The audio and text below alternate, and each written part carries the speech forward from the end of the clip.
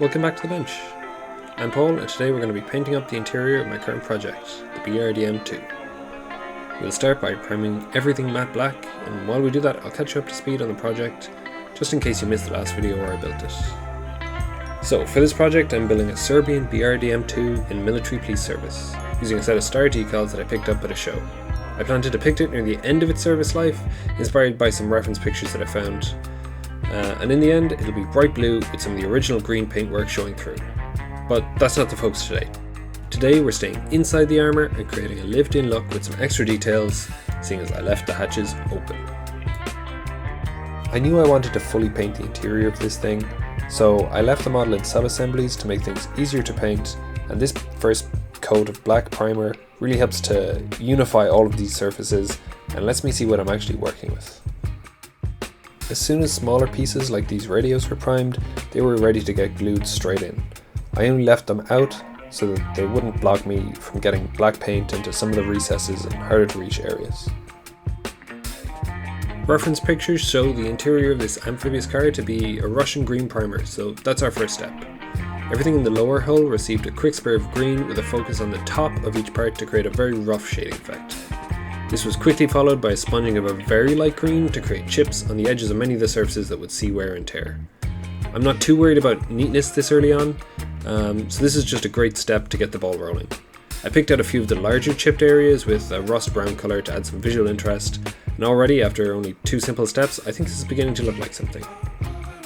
As you can see, the interior is pretty good for a pretty simple kit, and I began to pick out some of the radio equipment in greys, silvers and blues, loosely based off reference pictures online. I used a metallic silver paint with a small brush around the largest part of the controls to simulate a piece of equipment that sees constant use and has begun to shed its paint coat. Only a couple of the radio shapes are recognisable in the pictures, so I matched any of them that I could, and I made educated guesses on the rest. After consulting Google Images, I found that the majority of the front seats in these things seem to come in a dark blue leather colour, so they got a quick base coat and a quick pass of highlights, especially around the edges where the old leather is sort of liable to crack. On top of that, it looked like the back of the seats were all black, so I painted them as such, and I used grey paint to create a little bit of a gradient from the top to bottom. A lot of these early steps are as simple as finding a reference picture online and just painting by numbers.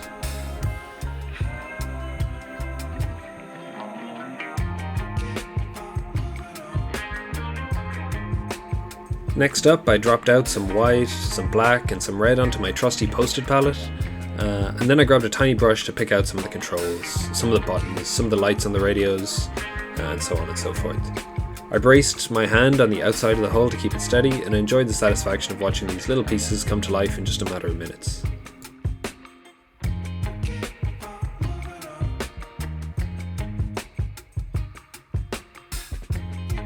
Once the paint dried, I glued in the little chairs, but to be honest, this was a bit early for this step, and I ended up knocking them off later on anyway, so could have skipped this. Continuing the theme of adding as much visual interest as possible into this cramped little interior, I edge highlighted these ammo cans and glazed a yellowish tone over a few of them to suggest that they'd faded or discoloured over time. Then it was back to my references, which showed that the upper half of the hull was painted in white, pretty standard for the interior of vehicles like this. Once this was done, it really felt like I was making progress on this interior, and some projects I think you could even just close it off right here. Most of my paints are the old Army Painter acrylics. They were easiest for me to get when I first invested a couple of years ago, but recently my white ran out and I replaced it with an AK 3rd Gen bottle. And wow, the difference is incredible. The AK paint seems so smooth and consistent compared to what I'm used to, and the coverage was really impressive over the dark green and black primers. The next step is probably one of the most fun parts of the hobby for me, an enamel wash. I used a dark brown wash to keep everything looking dirty, and I let it run along the moulded details to really let them sing. This can also help to hide any mess you made in the detail painting step, redefining all the buttons and dials. And any excess was then just blended away with a brush dampened with some white spirits. The final big step here was the messiest so far. I grabbed a tub of pigment powder and spread it all around the crew compartment, getting it all into the corners and nooks and crannies. The yellowish tone of the dust looks really good with our green interior and helps to define some of the more recessed areas. I then used a larger clean fan brush to clean most of it off the most exposed surfaces, leaving us with a really simple but super effective weathered interior. In the past I've used cheap oil paints in place of the enamel wash and ash from the fire in place of the pigment powder, so this method is even really easy to just try out with limited materials. It's a shame how much of this will end up hidden though. After leaving all of this aside for a couple of days, I found I wasn't quite happy with how vibrant those blue radios ended up. They didn't match what I was going for, so I grabbed a grey paint and put a thin coat over the top of them. This helped to tone down the vibrancy, and the blue actually just helped to add a bit of extra colour depth to the final product, so it all worked out. While I had the grey paints out, I decided to do one more pass of highlights and texture on the two front seats, as well as a few other details which could use some extra love.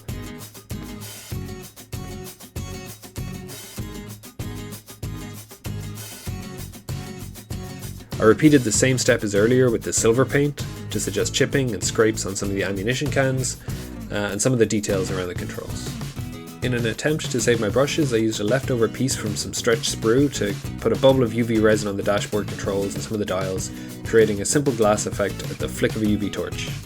The sprue actually works surprisingly well, and I think I'll do that again in the future. My intention was always to show some signs of life and some character in this interior, so I printed out some resin water bottles and quickly painted them with speed paints and dry brushing before sticking them straight into place. I didn't even bother to prime them.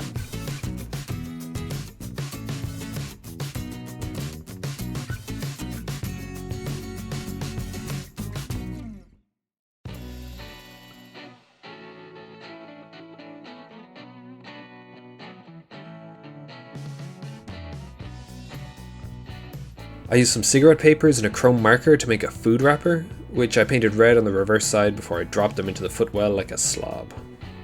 After that I printed out some 1990s Serbian magazine covers that I found online and a newspaper, which were also added to the cabin in different areas. I always find details like this are what sell the idea that someone actually spends hours of their day sitting at a roadblock or patrolling with one of these things, so I tried to add a diverse but limited range of items into this compartment. One of my reference images showed a radio at the end of a coiled wire, so I quickly bent up some and found a suitably shaped piece from my spares box to serve as the thing that you actually hold. I glued it into place to match the photo, and oh my god, it was fiddly. I think I spent 10 real world minutes trying to get this to stick and sit where I wanted it to go, but we got there in the end, and I gave everything a quick round of highlights for good measure.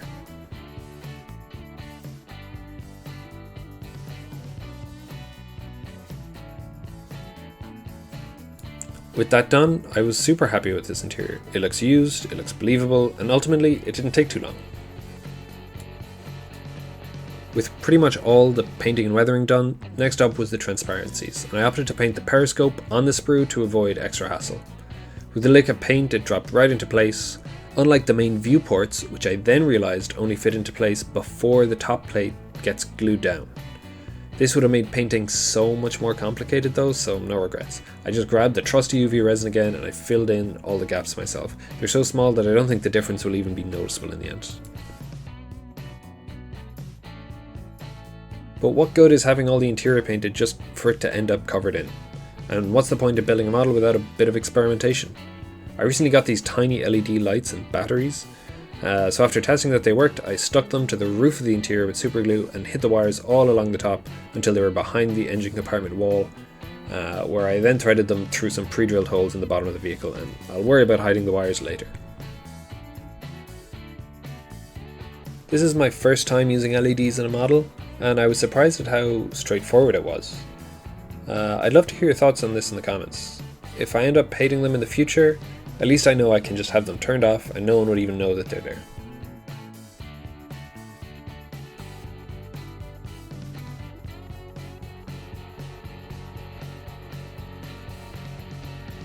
After checking that they still worked after the superglue, I was pretty stoked with the results.